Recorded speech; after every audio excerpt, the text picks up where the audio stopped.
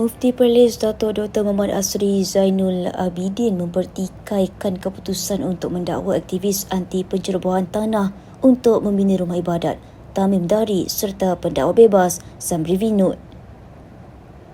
Muhammad Asri berkata sekiranya penasihat Persatuan Peguam-Peguam Muslim Malaysia, Datuk Zandurijal Abu Bakar merasa agak ganjil terhadap pendakwaan tersebut, apatah lagi rakyat awam.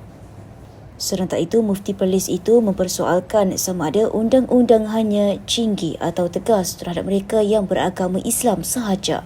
Mufti Perlis itu mendakwa majoriti umat Islam meresah tentang hala tuju pengurusan negara, terutamanya dalam isu-isu seperti yang membabitkan Tamim dan Zamri.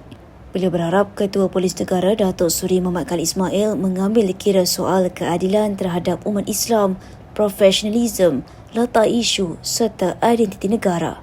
Semalam Muhammad Khalid dilaporkan berkata pendakwaan akan dilakukan terhadap Tamim dan Zamri.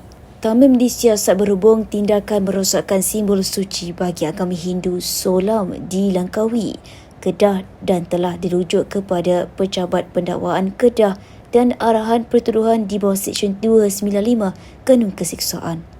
Zamri pula disiasat berhubung kenyataannya pada perimpunan di Ibu Negara pada 7 Februari lepas dan arahan pertuduhan melibatkan Seksyen 505-B Kanun Keseksaan, iaitu kenyataan yang mendatangkan khianat awam dengan niat hendak menyebabkan atau mungkin menyebabkan ketakutan atau kegentaran awam. Selain itu, pendakwa itu disoal berhubung kenyataan berbaur penghinaan terhadap kaum India dan arahan pertuduhan di bawah Seksyen 4-1 Akta Sultan 1948.